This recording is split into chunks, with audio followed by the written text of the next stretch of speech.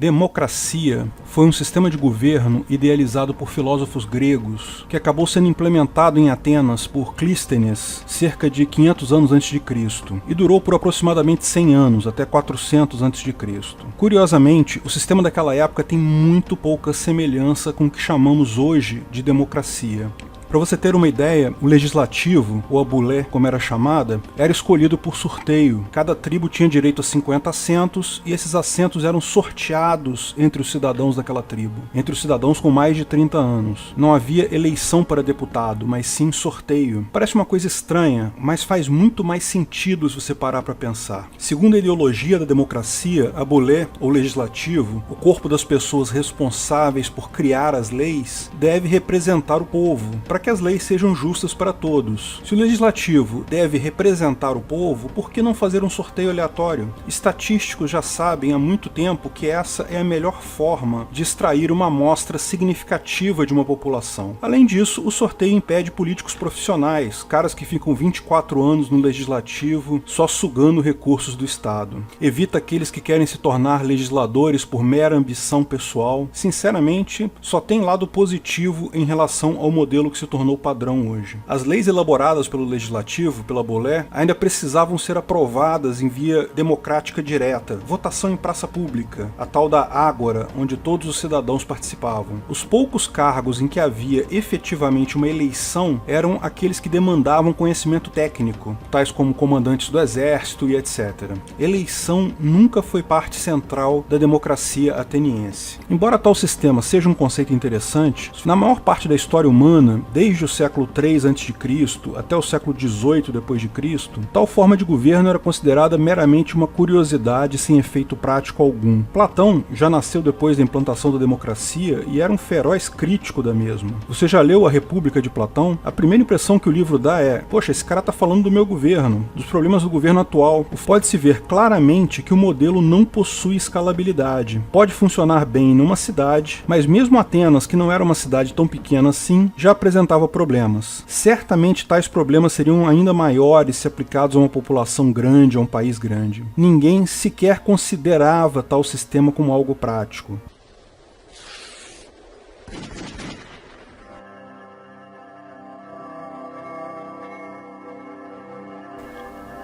Afinal, democracia funciona? Ninguém levava a democracia a sério até o século XVIII, quando alguns filósofos começaram a reviver a ideia. Com a independência dos Estados Unidos e principalmente com a Revolução Francesa, o termo democracia começou novamente a ser usado. Ao longo dos séculos XVIII, XIX e XX, à medida que a democracia americana se consolidava e mostrava sua força, a maior parte dos governos mundiais se transformou em repúblicas democráticas. As monarquias europeias que ainda existem são meramente cerimoniais. Não há qualquer poder real na mão dos monarcas. É preciso apontar algumas coisas, porém. Como expliquei de início, o que entendemos por democracia hoje não é o mesmo que os gregos entendiam por democracia na época deles. Algumas ideias apenas foram tiradas de lá, mas a concepção é totalmente nova. E, na maior parte das vezes, não quer dizer a mesma coisa em todos os países. Cuba e Venezuela se dizem democracias. A Coreia do Norte, onde o líder supremo te condena à morte se você cortar o cabelo de um jeito diferente, tem um nome oficial de República Popular Democrática da Coreia. Há toda uma discussão semântica acerca do que significa democracia.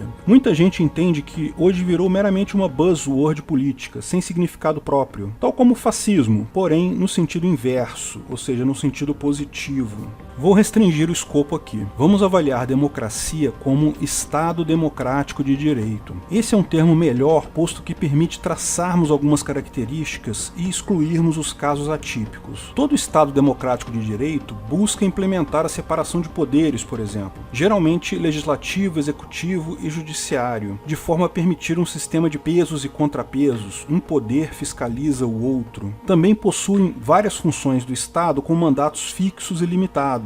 No Brasil, por exemplo, o mandato de um deputado ou do presidente é de 4 anos. Cargos importantes na estrutura do Estado são escolhidos em votação popular via eleições. No Brasil, Brasil, cargos no legislativo, líderes do executivo são escolhidos assim, vereadores, prefeitos, etc. Em outros estados, há eleições até para chefe de polícia, juiz, procuradores. Também é comum aos estados democráticos de direito o reconhecimento de direitos individuais, devido ao processo legal e outras garantias civis, que incluem o direito à propriedade privada e livre mercado. Só um parênteses aqui, tais definições reconhecidas pelo Estado não são as definições corretas desses termos, como já explicamos em outros vídeos. Esses estados garantem apenas a propriedade sancionada pelo governo e o mercado dentro dos padrões regulatórios definidos pelo governo, o que é muito diferente de propriedade privada e livre mercado. Embora todas as democracias reconheçam esses princípios, mesmo entre os estados democráticos de direito, há grande variação na implementação e eficácia de cada um deles. E repare uma coisa, praticamente todos esses itens que compõem o Estado democrático de direito já existiam em maior ou menor grau em monarquias não absolutistas ocidentais. Separação de poderes já era uma realidade na Inglaterra desde a Magna Carta. Direitos individuais já eram reconhecidos desde a Roma Antiga, embora sim tenham passado por evolução constante nesse meio tempo. Devido ao processo legal também já existe desde o fim da Idade Média. Na verdade, a característica central que diferencia o Estado democrático de direito das monarquias não absolutistas é o chefe de governo ser eleito e possuir mandato fixo.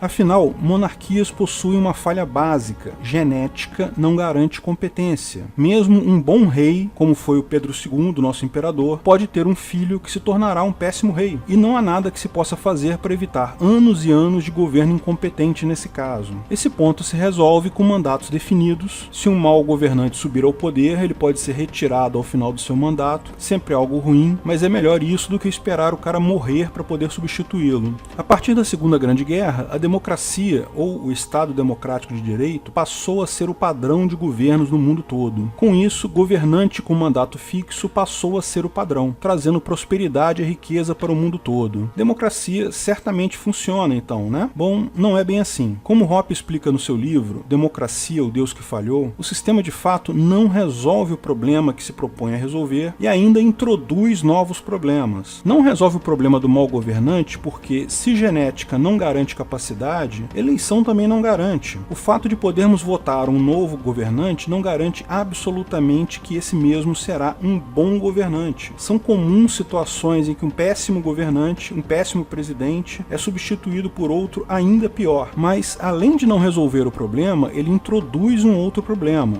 Introduz o problema relativo à preferência temporal. Quando um governante assume sabendo que vai ficar só por X anos, é interesse dele aproveitar ao máximo esse período. Um monarca, por outro lado, não vai ficar fazendo dívidas astronômicas porque sabe que um dia ele ou um filho dele vai ter que lidar com essa dívida. O presidente não. Se ele conseguir empurrar o problema pelos anos do mandato dele, o próximo presidente que se vire. Aumenta muito o incentivo para um governante ser irresponsável, gastar mais do que pode, aumentar absurdamente a dívida do país. E é isso que se observa em todas essas democracias ocidentais. Países que, se fossem empresas, estariam quebradas, sob qualquer critério. Isso distorce completamente a preferência temporal e causa danos de longo prazo na economia.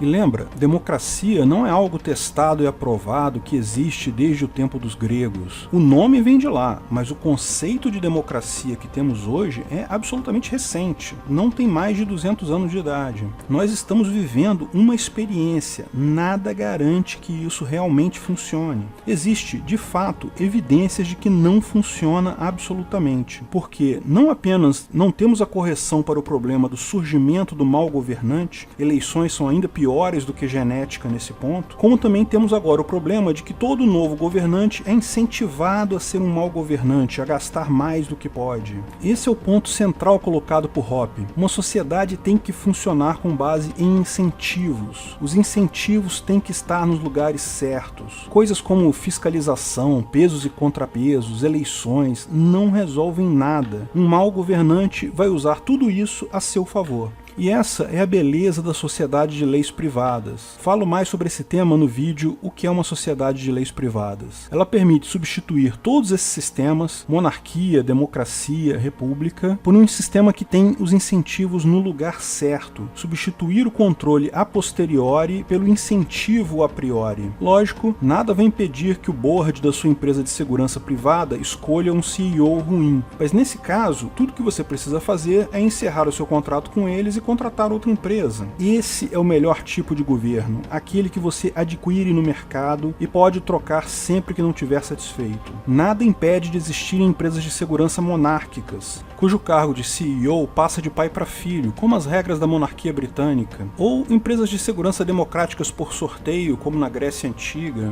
ou pode haver uma empresa de segurança que implemente o Estado Democrático de Direito, como temos hoje. O próprio governo brasileiro pode virar uma empresa de segurança. Tudo o que é preciso é que você possa comprar segurança e leis do governo que quiser, sem precisar mudar da sua casa. Todos os governos vão passar a ter um enorme incentivo para prover bons serviços por preços adequados. E se não cumprirem, é só você mudar de empresa. Empresas que não conseguem um mínimo de qualidade vão à falência. Simples assim. Democracia é a pior forma de governo, com exceção de todas as outras. É uma frase do Churchill, um democrata, que é repetida de forma orgulhosa por outros democratas. O correto seria: democracia é a pior forma de governo. Ponto final.